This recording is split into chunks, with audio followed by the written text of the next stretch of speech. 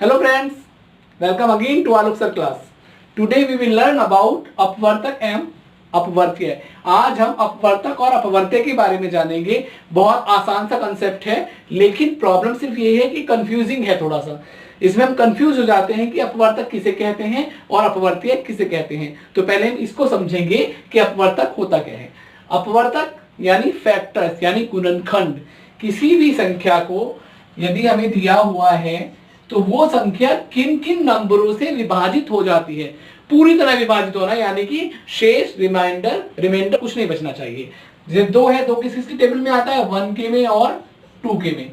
ऐसे हम बात करें 3, तो 3 किसके में आता है, 1 और 3 में। अब यदि और भी नंबर है 6, तो 6 किसकी टेबल में आता है, 1 में, 2 में, 3 में और खुद 6 की टेबल में। यहां पर ये चीज ध्यान रखने, देखिए एक सबका अपवर्तक है, सबका फैक्टर एक होता ही होता है, और वो नंबर खुद भी अपना गुणनखंड खुद होता है। इसके अलावा जिन भी संख्याओं से वह संख्या पूरी तरह विभाजित हो जाएगी, वो संख्या का फैक्टर अपवर्तक कहलाते हैं। 12 को ले लीजिए आप, 1 से भी डिवाइड हो जाता है, 2 की पहाड़ी में भी आता है, 3 के टेबल में भी आता है, 4 के टेबल में भी आता है, 6 के टेबल में भी आता है और 12 के टेबल में भी आता है। 21 को लेंगे, 1 में भी आता है, 2 में नहीं आता, फिर 3 में आता है, फिर 4 में नहीं आता, 5 में नहीं आता, 6 में नहीं आता, फिर 7 में आता है, उसके बाद हमारा 21 में ही आएगा। तो ये जो फैक्टर्स हैं, ये जो गुणनखंड हैं, समझ में आ गया। अपवर्तक क्या होते हैं? अपवर्तक होते हैं यदि कोई संख्या जिन सभी संख्याओं से पूरी तरह विभाजित हो जाती है, उसको हम उस संख्या का अपवर्तक यानी कि गुणनखंड यानी कि फैक्टर्स कहते हैं। अब इसमें एक चीज आप ऐसे भी कंपेयर करते हैं, मान लीजिए कई बार प्रश्न आ जाता है आपका कि संख्या 45 के सारे 45 के सारे गुणनखंड यानी सारे फैक्टर्स, सारे अपवर्तक लिखिए। तो इसको हम जब करेंगे तो 1 से तो हो ही जाएगा, फिर 2 से नहीं होगा क्योंकि 1 प्लेस पे हमारा ओड नंबर है। 2 फिर 3 से हो जाएगा, 3 के बाद फिर 5 से हो जाएगा, ये 5 के बाद ये हमारा किससे होगा, 9 से हो जाएगा, 9 के बाद 15 से होगा, 15 के बाद 45 से होगा। इसमें हम एक चीज और करके देख सकते हैं, हमें सारे अपवर्तक की बात आती है कि सारे अपवर्तक लिखिए, तो हम मल्टीप्लाई करके देख लेते हैं। 41 5 1 जा 45, 15 3 जा 45 और 9 5 जा 45, यानी कि टोटल सभी अपवर्तक हमारे आ चुके हैं। ये कंसेप्ट आप यदि मल्टीप्लाई करके देखेंगे तो इस तरीके से आपका कोई भी अपवर्तक छूटेगा नहीं और क्वेश्चन आपका सही हो जाएगा। अब इस कंसेप्ट में बात करेंगे हम अपवर्तीय की। वहां हमने बात की थी अपवर्तक की। नाम थोड़ा सिमिलर सा है इसलिए कंफ्यूज हो जाते हैं, लेकिन कंफ्यूज होने की बिल्कुल भी आवश्यकता नहीं है।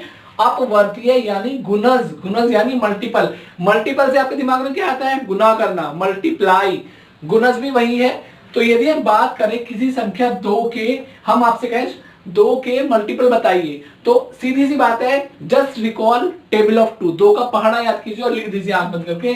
2 1 जा 2, 2 2 जा 4, 2 3 जा 6, 2 4 जा 8 एंड सो ऑन।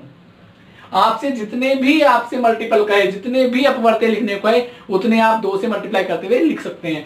किसी भी टेबल को आप ले लेंगे, 21 को लेते हैं, 21 2 जा 42। हमें सिंपल क्या करना है, देखो टेबल नहीं भी आता है तो सिर्फ सिंपल मल्टीप्लाई करते चलना है। पहले 1 से करेंगे तो 21 ही आ जाएगा, 2 से करेंगे 42 हो जाएगा। अदरवाइज आप इस तरह भी लिख सकते हैं, 21 2 जा 21 3 जा 21 4 जा। तो these are the multiple of 21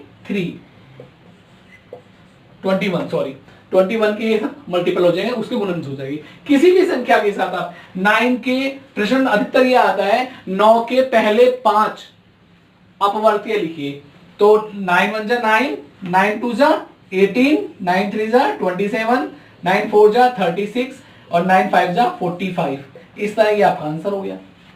इसके अलावा यदि आप लेना भी चाहें, कई बार ये आता है कि क्वेश्चन के 7 के वो अपवर्तीय लिखिए जो 50 से बड़े हैं, यानी 50 से बड़े अपवर्तीय है। हम 7 का टेबल रिकॉल करेंगे तो 7 1 जा 7, 2 जा 14, 3 जा 21, 4 जा 28, 5 जा 35, 6 जा 42, 7 जा 49, यानी 7 तक के तो हमें लिखने ही नहीं है, 50 से अबव लिखने हैं। तो 7 8 जा 56, 7 9 जा 63, 7 7 10 जा 70, 7 11 जा 77, 7 12 जा 84, 7 13 जा 91 एंड सो ऑन। जहां तक आपसे पूछा हो, 4 पूछे हैं, 5 पूछे हैं, तो यहां कंफ्यूज होने की बिल्कुल भी बात नहीं है। केवल ये याद रखना है अपवर्तीय है, गुणज है, तो हमें केवल उसका टेबल लिखना है, और यदि हमसे अपवर्तक पूछा जाएगा तो उसके फैक्टर्स यानी कि वो नंबर किसके टेबल में आता है, या उस वह नंबर कौन कौन से नंबरों से पूरी तरह विभाजित हो जाता है। केवल ये कंसेप्ट था, बहुत आसान सा था,